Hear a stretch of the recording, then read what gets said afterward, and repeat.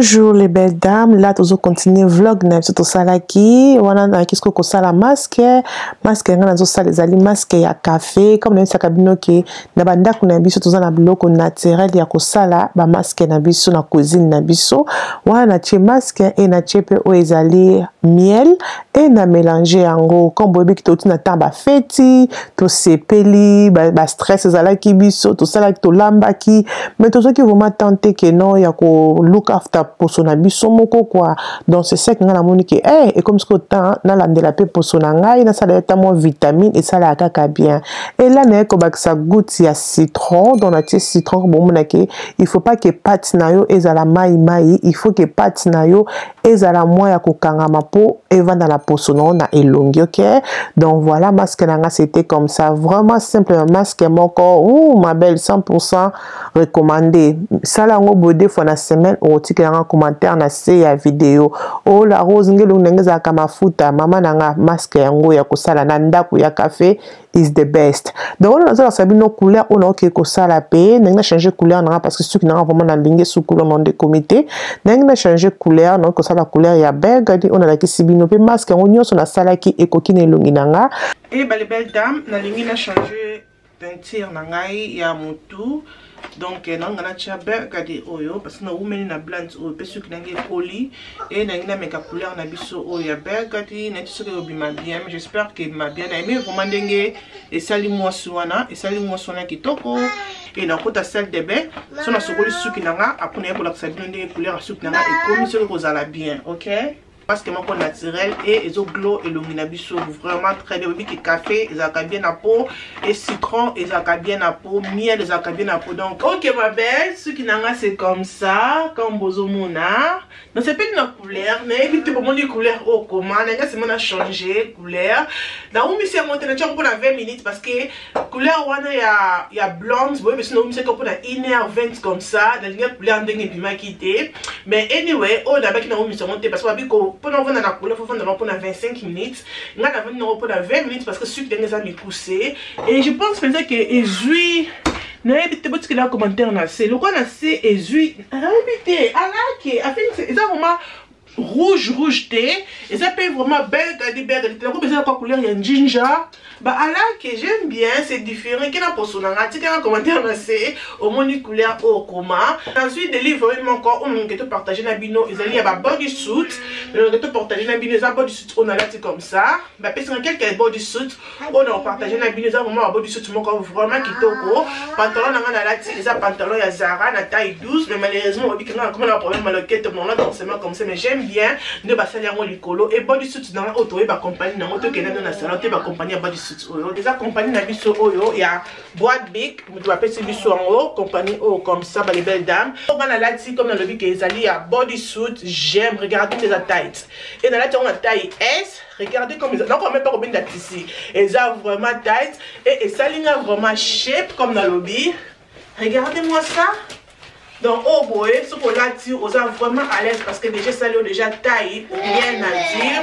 Donc voilà, j'aime vraiment, ils sont vraiment élastiques, ils sont vraiment à l'aise. Donc, ce qu'on a tout ça comme beaucoup minéné, body shape ouais, oh ils ont comme habitude tina maboko, au moins pas que comme sur maboko, Mickey, à la que rien à dire, à la que. Donc voilà, et la carte chasser un sous awa, nazana oyo ezali body shape, donc oh Waouh! Oh, ils ont la couleur, il y a noir, comme beaucoup de monde, c'est comme ça, bah, les belles dames. Ils ont la couleur, il y a noir, donc ils ont beaucoup de milaï. On a là, ils ont beaucoup de coussé, mais oh, chose que ça, beaucoup de coussé, oh, et que ça là, oh, bien, donc ils ont beaucoup de milaï, au kanga. C'est comme ça, et na senango, ils ont na. Ma bende oya ko kangelango comme vous mona vous la première deuxième et troisième ngala kanga toujours na troisième na komeka on nzoto to mona ndenge e ko sala aussi na nzoto OK shapewear oyo na mona telo ko lobela ngote I just love it ngala ko la talanga comme ça na ti talon nanga na ti sac nanga na bimi na ko la ta comme ça na ti basket nanga na ti jacket nanga na bimi de rien à dire. I just love it. Et donc, et quand il y a ma boque, on se dit pas que ma boque, on se serré, mais serré, t'es qu'on a serré à mal à l'est, mais on serré mon quoi, bien. I love it. I love it. Vraiment, en attendant, on a ma lily comme ça. Shapewear, oh, vraiment, shape mon quoi qui toque la collette en attendant, oh, on a comme ça ma lily. Mais I just love it. On va mettre la caméra pour mon landing. Vantinanzoto, ma belle, regardez-moi ça. On dit vraiment qui toque, rien à dire. Et bah, que la shapewear, oh, sur 10, non, on peut savoir combien, on peut savoir 10 sur 10. I love this shapewear. Et ça, oh, non, on a l'attaqué les bossos, on peut savoir 10 sur 10. Ça, on peut penser que ma shapewear, on l'a dans zoto, et puis ça, on shape, quand tu sors le keto. Donc on va que beta tour na compagnie na biso o ya bras big opposala décider na shapewear na bango rien à dire. OK, total encore na chassé, total tout na nini awa. Na kata chassé loko na suka o na zanango eza collant. Regardez-moi ça les belles dames. Et ils ont vraiment serré. Donc pour l'instant c'est comme ça. Dans le quête encore bomoni, ils ont vraiment serré. Et quand il y a bamba, donc et quand ta fesse, ils ont tissu à péter comme bozomona. Ils ont collé à moulaï comme bozomona. Tissu donc vraiment kitoko, vraiment tissu marron kitoko. Et j'aime bien couleur il y a marron. Nga lingami couleur ou ya marron, je sais pas pourquoi, mais j'aime bien aussi. Si ma mingi na posonanga nzoto. Ok ma belle, et là pour la masuka on a un ils allaient collant on a là comme ça, ils ont collé high waist comme moni, ils ont collé on matatine les colons comme ça. Ils ont vraiment très bien, ils ont vraiment comfortable. Et à que nous sommes mal à l'aise. Ce qu'on va dire que fait ses euros libanda, toujours les colons, que nous on a mal à l'aise que fait ses euros libanda. Non, on a vraiment à l'aise, ça peut plutôt ça la exercice, donc on le baquet. Collant ils ont vraiment très bien. Au cours de même la journée. Pourquoi donc on ça l'exercice na yo un problème té I love it et moulaï na on a vraiment moulaï ils ont vraiment moulaï et ils ont bon m'appeler ma lily j'aime vraiment rien à dire pour na collant oyo dans le quête un petit peu fini biso le quête parce que ah ouais ils ont ma casse comme bozomona et fini biso penza le quête finani I love it j'aime bien. Taille bilamba na ngala lati ya shapewear na lati nyo sur la taille S parce que nga linga mingi ba shapewear et seringa pour que ça la shape na te ke edembela et on a toujours taille à mokier donc voilà na mto retourna ke on référence à oyo lati sa taille ni nga lati taille S donc vandinga pe bien et j'aime bien vraiment ndenge et ça linga ina nzoto pour iso finalement sentir vraiment que iso ça la vraiment shape. Le côté la rose a dit collection bino on a une livraison que de partager na bino ya bo na mututu azoluka ba shapewear ya kitoko na kotia ba lien nyonso na se ya vidéo so zo mona ba lien te tikela en commentaire na se na kotinkela yo na kotindela o lien pour na ya kokende kosoma ba shapewear so moni ke o la rose ala kisi eza vraiment oyo lingité na ba ke beta tout na website na bango o kozala décider parce que ça va marquer ba il y a shapewear et belé, il y a bodysuit et belé, vraiment cool au kozala décider. Ma belle, on est dans ngolo et naza pe na malangwa donc na la dembisi donc ngolo na malangwa na bimise qu'on a congélateur na ebete ke za ngolo na malangwa mais na lamba on ensemble parce que ngolo ba paquet mo côté ngolo to paquet mo ta malangwa ko za mukie donc voilà on a no sokola mbisi nanga pour nyoso mi baleza ka mbisa mai quoi donc non sokola mbisi nanga très bien pour na pousser le comment te ke ewumi nanga to na zo lamba le comment vraiment rapide Nicolo na lié trop de takeaway. Dans ça les livres vraiment saison il y a holiday quoi. Non bon que là au moins vinaigre.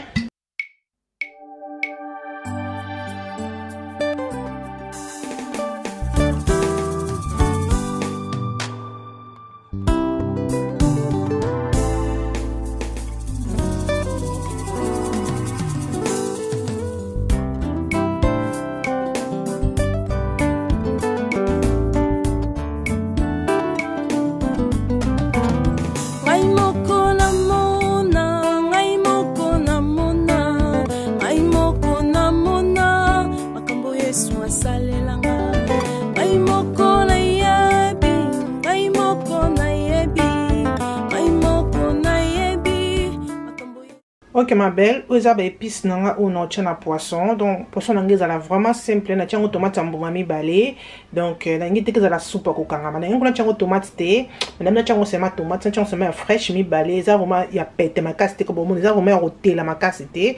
Donc ça va, c'est ça que na tchango mi balé et na mix pepper nanga ya rouge, na jaune, na céleri, na matungulu, pilipili, tangawis, ail et bloc comme tout le monde na bino mais on a bongisi yango yo et na uti ko bimisa ozali ndembi na congélateur yango pende na ko salela eloko liboso on a na poisson nanga eza mungwa na chimwa mungwa na cha mungwa belete parce que na ko chape ba bouillon et na bouillon nanga ya elenga soso na sela kitikali ndambu donc on sela ngo sema ici na poisson et na ko cha ozali elengi ya poisson.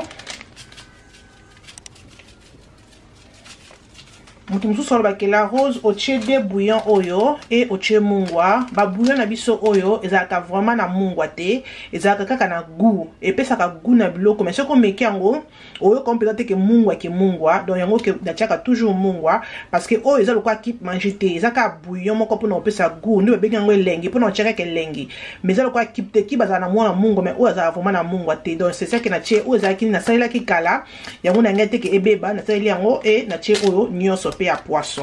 Black pepper, ezaka black pepper yango moko mais na tiaka na bouteille oyo. Donc black pepper ya mibimba comme ça. Na tiaka na bouteille nanga oyo.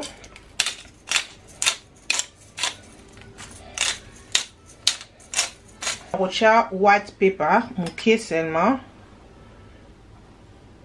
Et na rocha muscade.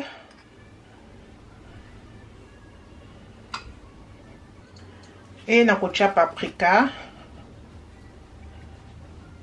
Ah, on a zo ezali persil. Si on a ketchup, on a toujours consommé persil à fraîche, mais c'est pas grave. Na mesa na peka na oyo, non ça les lango. Kocha ezali feuille, non cha des feuilles, kocha ba légumes, na céleri. Et na biloko on a posanta ki bino, ya onde na kocha. Oh, ba légumes to katina bino. Comme moni tomate na kati ngo vraiment menene na posa te ke na kati meke kana kati matungulu te pona za posa décor na tango ebele sala pe bien na nzungu ko chande mbianga aussi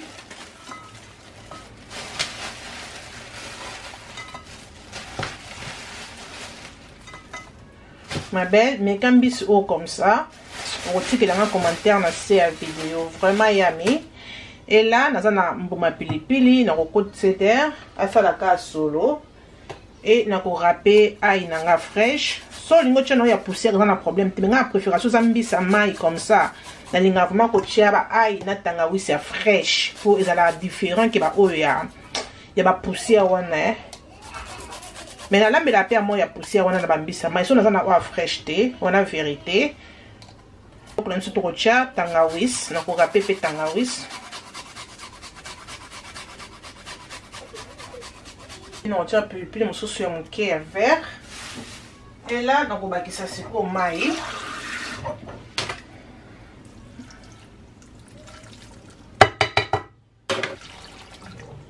on tient ma mafuta donc dès la zab on a déjà bloqué nyonso on tika mbisi nanga bopona 30 à 40 minutes et on va checker on a vino donc comme ça tu commences en moto na yesu na loko baksate à part seulement que ceux qui na moni que mungwa nange ko kite na ko baksa mungwa ko baksa bouillon so ko lingi mais ngana baksa mungwa parce que ninga mingi mungwa na mbisi po ça la mbisi kito la ela musaka mbisi ya déjà na tiba bouillon nange naf donc eloko non ça la so moni que mungwa nange za ko la les côtés vraiment mungwa te na baksa ko mungwa ya mungwa la ko matsa na moto.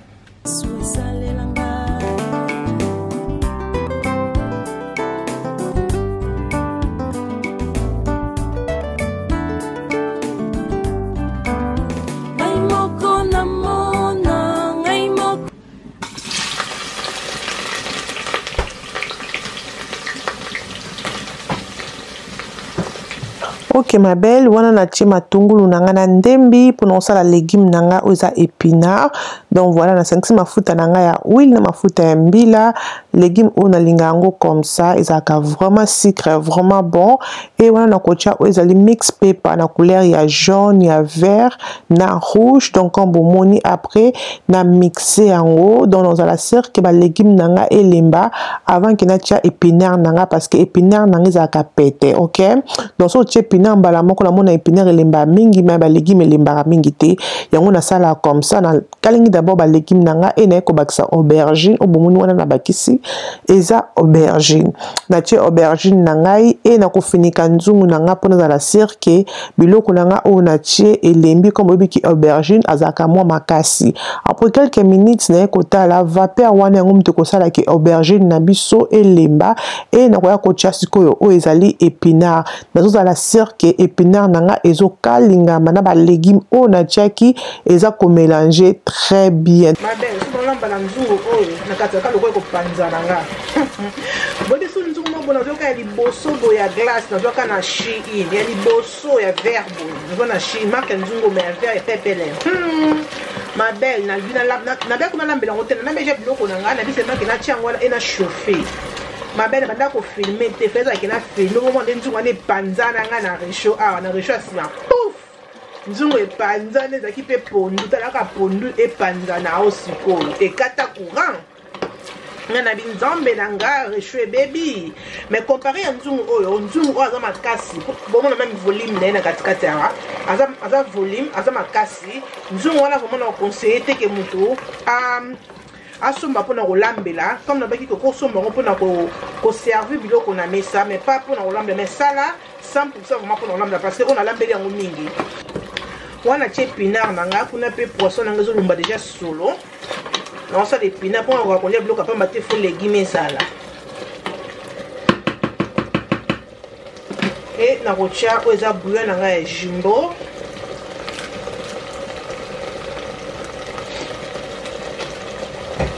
et na rocha piment et na rocha poisson fumé. Voilà. Vraiment simple. Na tika ka poisson fumé ya mukie pour dans na pousser ça la kaka odeur. Nangi vraiment simple mindonde belé te. Légumes na comme besoin mona vraiment simple. Tout le cas vitamine na nzoto et na rocha ail. Na rocha o ezali bouillon na vegetable. C'est bon.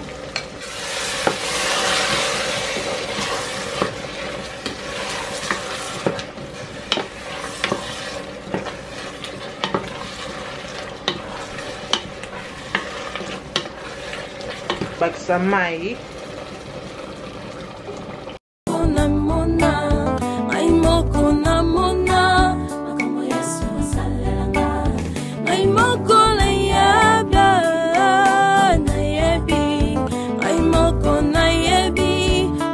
ok ma belle, on a légumes nangai et belly vraiment simple comme vous voyez, vraiment simple. Donc là pour lire on a poisson à biseau. Non, fini quand on non, tu d'abord mon pépé bima pour n'inviter changer couleur. Non, tu consommes comme ça.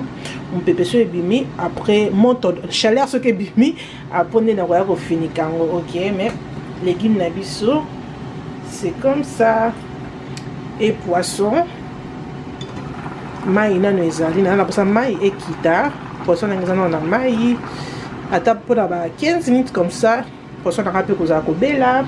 Et ici, dans le salon, ezali makemba. Et on a semoule. Et on a makemba. Ok, ma belle. Là, poisson nangai et belly. Soupe et kiti. Donc, on va pousser kitani sauter pour na bana ba. On a makemba. On a semoule. On a quoi? On a quoi? On a quoi? On a semoule. On a semoule nanga pété. Et on est dans le nango. Donc, c'est comme ça. Pour servir, on a sani. Beaucoup de choses. Il faut qu'on chunga ba les belles dames. Chunga nde makambo.